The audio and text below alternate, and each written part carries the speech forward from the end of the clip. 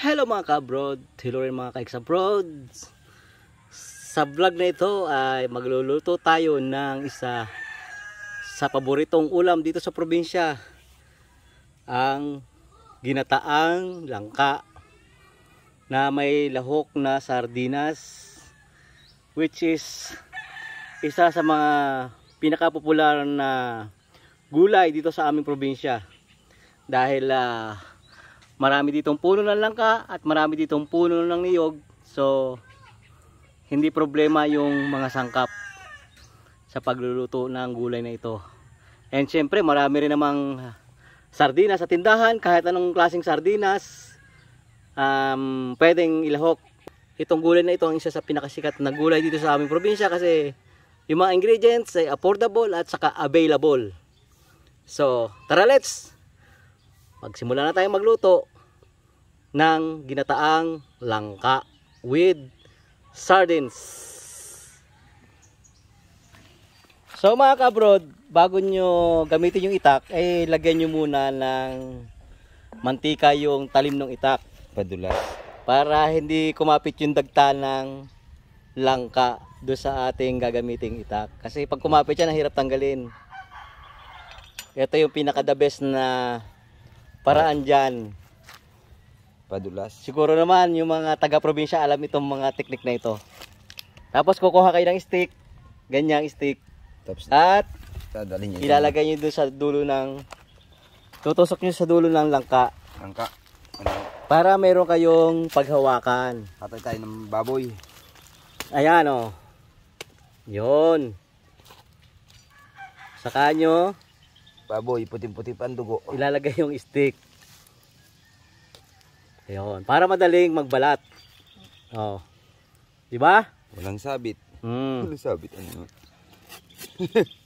Ganyan lang mga ka-abroad, mga ka-ex-abroad, ganyan lang pagbabalat, oh. Yan, simple-simple. Huwag niyo hahawakan niya kasi madagta yan, oh. Kita niyo yung magdagta na yan, yung parang pawis na gumigiti na yan, oh, sa laman. Dagta yan, ako. Huwag niyo ididikit sa mga damit niyo. Hindi na matatanggal. Kahit ano sabon ang gamitin ninyo, hindi matatanggal yan. Gunting. Gunting, yun. Gunting ang solusyon.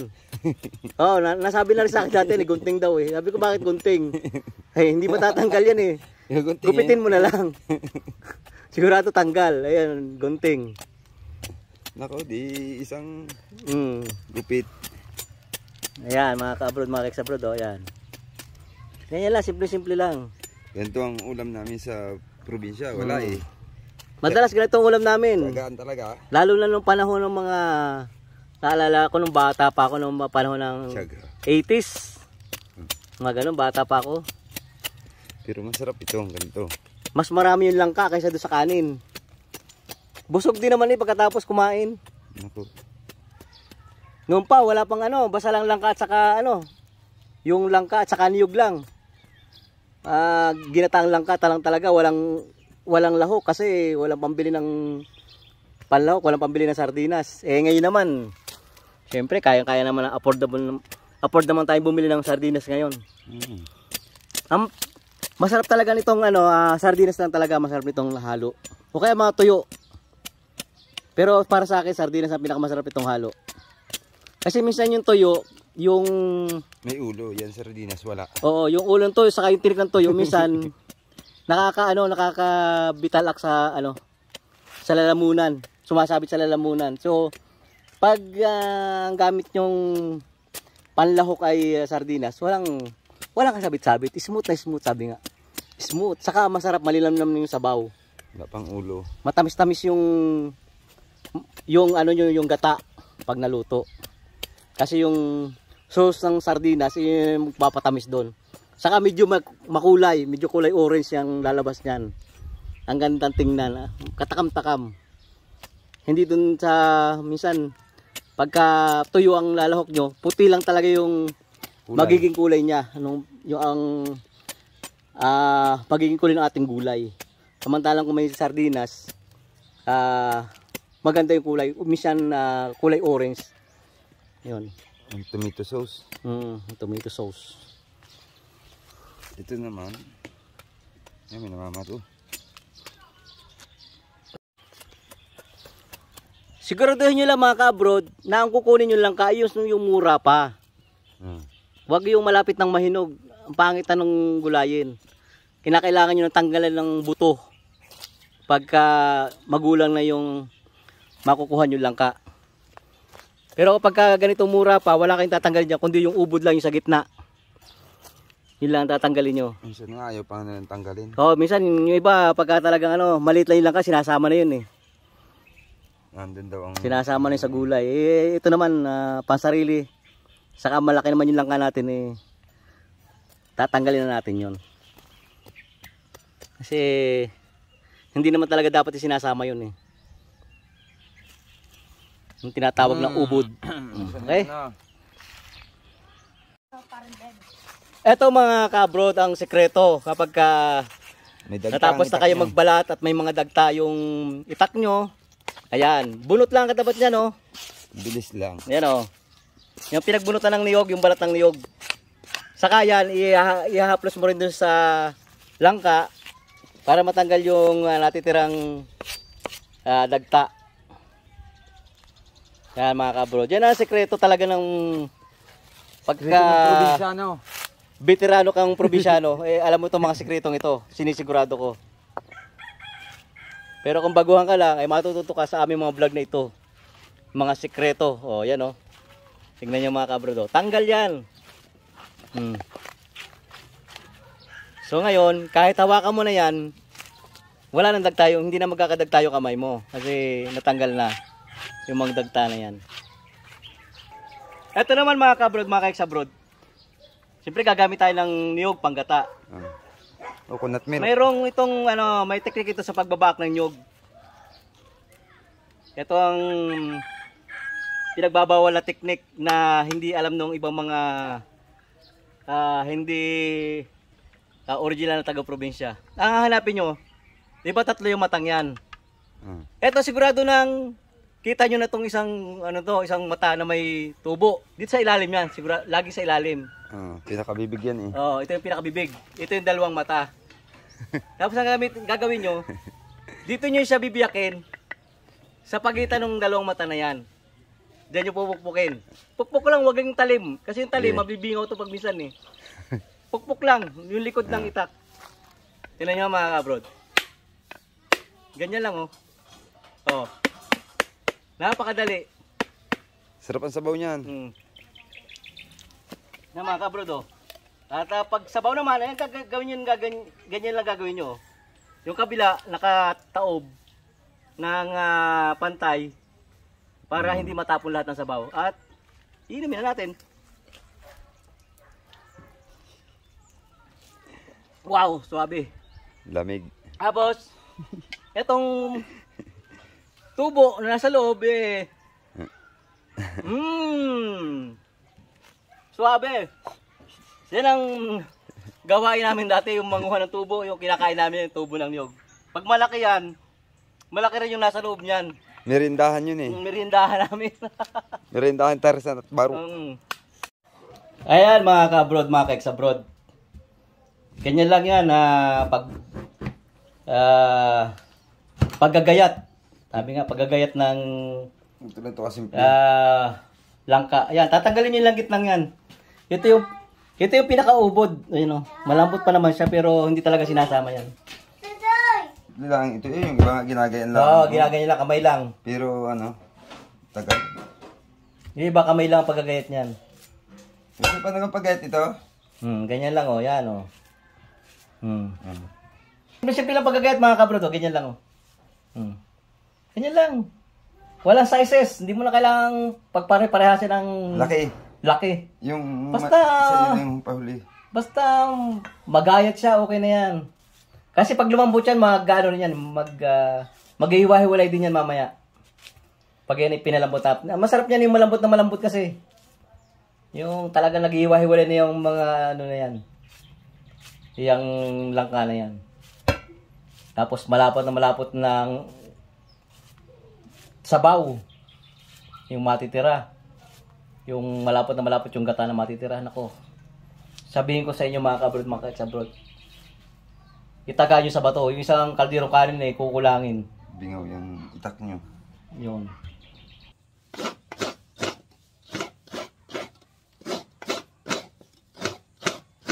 Mga ka-abroad, mga ka-abroad, isa sa pinakamahalagang gamit noon, nung panahon namin, nung 80s, 90s, ay itong kayuran. Itong kayuran ng niyog. Kasi meron kang mga ingredients, meron kang langka, meron kang niyog. Ang problema, kung wala ka namang kayuran, hindi ka rin makakapagata ng maganda. Although may mga paraan para makapagkahit ka ng niyog na hindi gumagamit ng kayuran. Pero ito talaga yung pinaka-basic na pagkakayod ng niyog. Gagamit ka ng kayuran. And usually, pag walang kayuran, minsan nanghihirap pa kami ng kayuran doon sa kapitbahay, mga 1 kilometro yung layo. Tapos, minsan, 1 linggo na, yung may-ari pa yung magsusunsun nung kayuran. Sabihin, pakisauli naman yung kayuran namin, o kaya kunin ko na yung kayuran namin kasi gagamitin na. Ganun na nangyayari, kadalasan ganun. Kasi nakakalimutan ng isauli. O kaya, ginagamit, hindi pa maisauli. So, eto yung pagkain naman ng niyog, simpleng-simple lang naman kung talagang taga-probinsya ka, kung legit ka taga-probinsya, madali na magkain ng niyog. Subalit kung ayaw mong mahirapan, ngayon may mga machine na yung nagkakain ng niyog. So napakadali lang, napakasimple lang ng buhay ngayon. Hindi mo na kailangang magmano-mano ng pagkakain ng ganito. Pupunta ka na doon sa pakayuran ng niyog. And andun na rin yung niyog, mamimili ka o kaya may dala kang niyog. And sila na yung magkakain dito gamit yung electric na kayuran. So, mas madali ngayon yung mga pagluluto na gumagamit ng coconut milk o ng gata.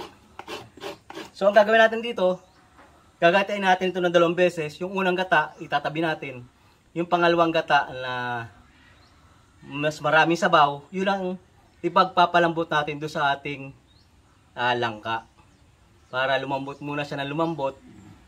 Saka natin ilalagay yung kakang gata o yung first na gata, yung unang gata, kapag malambot na at luto na yung ating gulay na langka. Tapos papartneran natin ng tulingan o kaya ng galonggong na pinirito o kaya tulingan na sinaing. So grabe mga ka-abroad, mga ka-ex-abroad, talagang makarami tayo ng tanghalian or hapunan. So ito na yung ating pangalawang gata. Siya natin unang ilalagay sa ating ginayat na langka. Ito naman yung ating pangalawang gata. Isisit aside muna natin to at mamaya natin ito gagamitin kapag malambot na yung ating gulay na langka. So, ilagay natin. Medyo marami-rami ang tubig nitong pangalawang gata na to para masigurado nating malambot yung ating gulay. Yan. Mga ka-abroad, mga ka-ex-abroad. Medyo pigay-pagay lang natin kasi may natitira pa yung sabaw. Okay? And then, isasama na lang natin yung ating mga ibang ingredients tulad itong sibuyas, bawang, at kaunting luya. Kasi yung iba, ayaw magluya.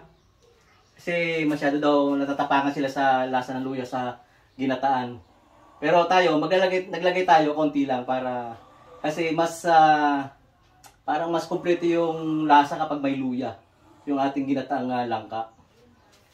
Kasi nasanay ako doon sa ibang mga luto na may luya. Yung iba hindi naglalagay ng luya. And meron din tayo ditong galonggong na piprituhin, kapartner nitong ating gulay na langka para sa ating pananghalian. So, tatakpan natin para mas madaling lumambot. And there we go. Ayan. Hintayin na natin kumulo, haluin natin pag kumulo, and hanggang sa lumambot. At mamaya pag malambot na, tulad ng nasabi ko, saka natin lalagay itong kakang gata o itong unang gata na malapot. And mamaya na natin lalagay yung ating pansahog na sardinas at ibang pambalasa tulad ng asin, konti paminta, at maglalagay din tayo ng sili para medyo may dating yung ating gulay. So, mamaya ulit. So mga ka-abroad, mga ka-ex-abroad, after ng humigit kumulang 45 minutes at ilang halukay ubin na mga paghahalo ay eto na ang ating langka. Malambot na siya at wala na ring sabaw. So gagawin natin ngayon ay ilalagay natin yung kakang gata. Ito yung first na gata ng niyog. Lagyan natin. Ayan. Ayan mga kabrod, oh. Yung pinakahuli, huwag nyo na ilalagay kasi medyo may ano yan. Yung balat ng niyog kasama sa pagkakayod. Medyo may mga konting maitim na hindi naman dumi yun. Kaya lang kukulay. Sa mga masyadong malinis sa pagkain, baka mapaul tayo dun. Yung paggagata nga hindi ko na pinakita kasi baka mapaul tayo sa ibang mga tao na medyo sobrang linis sa pagkain. Baka mabas tayo sabihin, bakit hindi gagamitan ng gloves o ng ano tawag dun? Tawag dun, yung plastic yung paggagata ng niyog. Hindi naman talaga ginagamitan ng ganun yun. Ewan ko lang sa inyo kung bakit kasi mapilit kayo na kailangan naka-gloves pagka naggagata ng niyog. So mga ka-abroad, lagyan natin ng kaunting bitchin, pampalasa para mas masarap yung ating gulay, mas malinamnam. Nakasanayan na namin sa probinsya yan paglalagay ng bitchin. Yung airpot ko, pag walang bitchin yung isang gulay o anumang putahe, karne, isda, gulay, alam niya kapag walang bitchin. Talagang yun ang mga talagang bitiranong magluluto.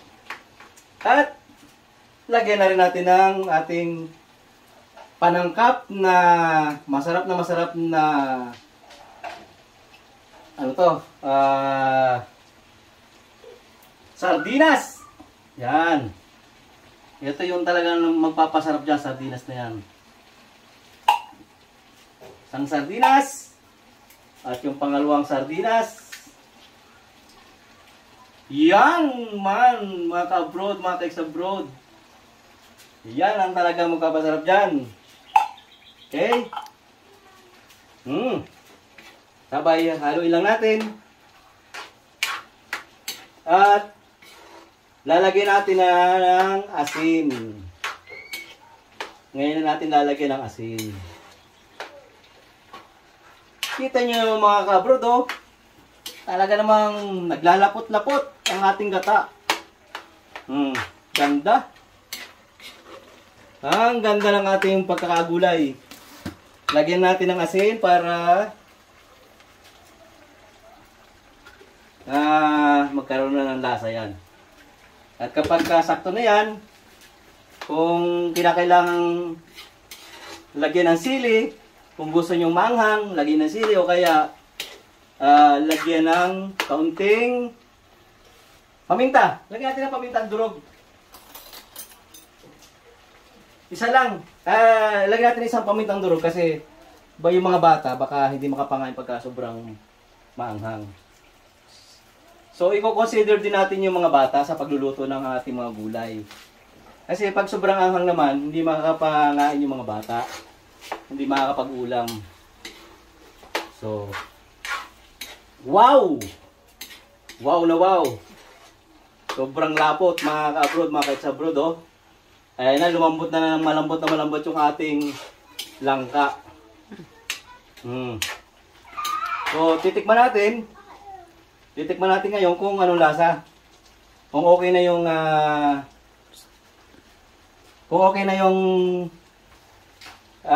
alat niya. Alat lang naman ang ating pagkakataluhan dito eh.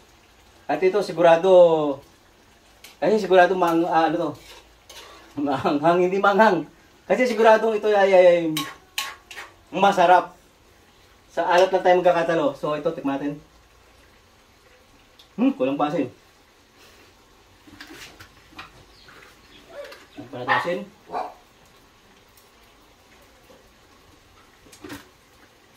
Lagyan natin asin. Konting halo ulit. Wow, oh.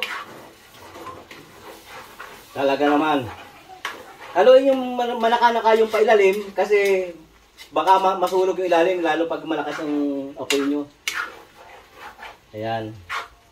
Para hindi magtutong yung ilalim. Kasi minsan nagtututong yung ilalim nito kapag napabayaan na hindi nahalo. So, chichiki lang natin yung yung alat niya at kapag okay na ay papatayin na natin ang apoy dahil ito ay luto na.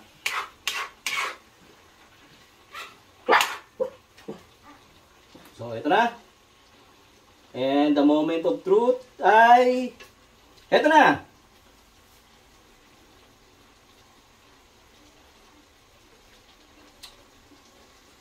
Wow! Mga ka-abroad, suabe. Tingnan nyo naman ang pagkakaluto. Yan ang sinasabing nagmamanti-mantika, malapot na malapot. At kita nyo naman ang sabaw. Medyo nagkukulay orange dahil sa ating nilahok na sardinas. So, ready na to. Ready na tong pananghalian. At kung kayo wala pang ulam, wala pang gulay, ito na. Ang tamang panahon para magluto rin kayo ng ginataang langka with sardinas. So maraming salamat sa panood mga ka-abroad. Sana may natutunan kayo sa ating episode na to. Hanggang sa muli. Bye-bye!